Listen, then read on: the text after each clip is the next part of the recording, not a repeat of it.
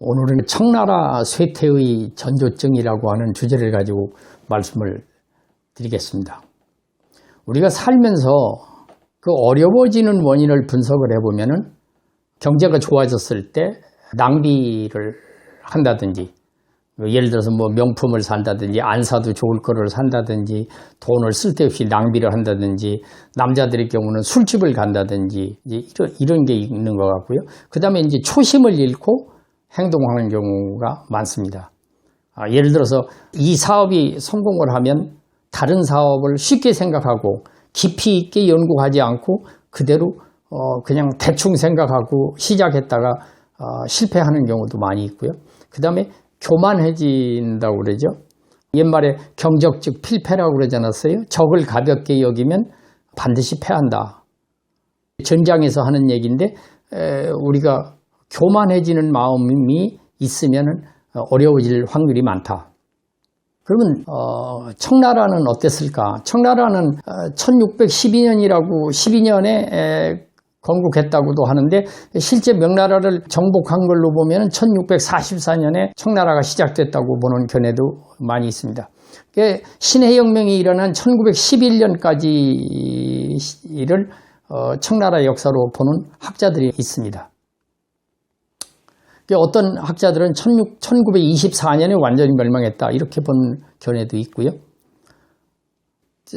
가장 융성했다고 하는 걸륭제가 얼마간 제후에 있었느냐, 61년 동안 있었는데 걸륭제 후반기 20년 전에 이미 청나라 쇠퇴기는 시작되었다 이렇게 분석을 해볼 수가 있습니다. 자세히 분석을 해보면은 걸륭제가 사위가 하나 있었는데 이 사위가 처음에 똑똑했어요. 그런데 이 사람이 국정을 농단하고 제대로 잘 못했어요. 그래가지고 걸륭제 아들이 그 가경제인데 가경제 때 그 아버지 죽자마자 바로 그 사람을 목을 잘랐어요. 그 정도로 그 사람이 문제가 있었고, 그 다음에 이제 주변 국가를 복속시키기 위해서 자주 원정을 했어요. 뭐 미얀마도 그렇고 또 월남도 그렇고 또 대만 쪽도 그렇고, 그러니까 그 주변 국가를 많이 복속은 시켰지만은 전쟁에 대한 비용이 많이 들었어요. 그리고 궁중에서는 아주 사치를 많이 했어요.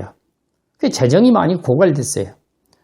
그런데 거기에 교만함까지 있었다. 영국의 그 조지 3세에게 보낸 그 걸륭제 편지를 보면은 그 내용이 확실하게 나타나 있습니다. 사해박의 왕이여, 우리 문명의 혜택을 나누고자 서신과 함께 사절을 보냈구려. 우리에 대한 조공과 존경의 뜻을 담은 서신을 높게 평가하오.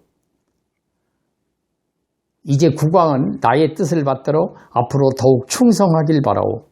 영원한 복속만이 귀국의 평화와 번영을 담보하는 길이요, 변함없이 순종하고 의무를 다하기 바라오. 그 영국의 조지 3세가 이거 받아보고 그랬을 거예요. 웃긴다고 말이지. 지금 때가 어느 때인데, 영국이 지금 어떤 위치에 있는데, 세계 각국에 다니면서 식민지를 개척하고 그런 상황인데 청나라는 꿈꾸는 소리하고 이렇게 교만한 편지를 보냈으니까 이것도 망하게 하는 그 전조증의 하나다 이렇게 생각이 됩니다. 사건들을 구체적으로 보면은 89년에 그 백년교도의 난이 시작됐는데 이게 한 10년 동안 갔다고 그럽니다. 이게 백성들이 난을 일으킨다 이러는 거는요, 이것은 정부에 대한 불신이고 백성들이 살기가 팍팍하고 어렵다는 것을 반증하는 거거든요. 그러면 1840년에 어떻게 됐느냐, 1840년에 아편전쟁이 1차 일어나지 않습니까? 이 아편전쟁이 일어나고 그 영국한테 꼼짝 못하고 졌죠. 1856년에 그 영불연합군이 또 옵니다. 그래서 2차 아편전쟁이 일어나게 된다. 아주 더욱 어렵게 됐다. 여러분들 다 아시는 내용이잖아요. 그런데 내부적으로는 1851년에 홍수전이라는 사람이 태평천국의 난을 일으킵니다. 어떤 사람은 이걸 태평천국의 운동이라고도 하고 또 어떤 사람은 태평천국의 난이라고도 그러는데 이게 자그마치 14년 동안 지속됐어요. 근데 내란이 일어나가지고 수습이 안 되고 14년 동안 지속이 된다. 이런 밀란이 있다고 하는 것 자체가 정치가 잘못되어 가고 있다. 이런 거를 반증하는 것이다. 나중에 뭐 정국본하고 이홍장이 이걸 수습을 해가지고 결국 그 사람들이 나중에 권력을 좌지우지하지 않습니까? 그런데 1835년에 서태후가 태어납니다. 서태후가 28살 때부터 정치에 관여를 하는데 그때가 1863년입니다.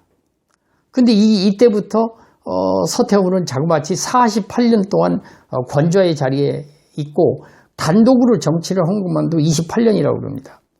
광서제를 이화원의 궁에 10년 동안 가둬가지고 죽을 때까지 가둬놨다든지 또 해군을 증강할 목적으로 세운 예산을 전용해가지고 이화원을 만들었다든지 궁중에서 사치를 일삼았다든지 이런 것들이 결국은 청나라가 망해하는 전조증이었다 이렇게 보고 있습니다. 결국은 1894년에 청일전쟁이 일어났는데 예산을 다른 데다 전용했으니 결과적으로 무기는 시원찮고 청일전쟁에서 이홍장의 북양함대가 아주 무참히 깨지는 이런 상황이 생기지 않습니까? 그 후에 이제 광서제가 죽고 나서 선통제로 복위를 이었지만은 그 다음날로 서태후는 74살을 살고 세상을 떠납니다. 1911년에 이 신해혁명이 일어나잖아요. 신해혁명이 마무리되는 게 1911년 말이란 말이죠. 그럼 결과적으로 여기서 청나라는 막을 내렸다. 청나라가 망했다. 이제 이런 생각이 듭니다. 나라를 경영하던 개인이 기업을 운영하더라도 항상 초심을 잃지 않고 교만하지 않고 그 다음에 낭비하지 않고 또 새로운 사업을 할 때는 좀 더 살펴서 실수하지 않도록 하는 이런 것이 중요하지 않겠는가 이런 생각이 들어서 청나라 쇠퇴와 전조증, 청나라의 멸망과 전조증 이런 주제를 가지고 여러분들께 소개를 해드렸습니다.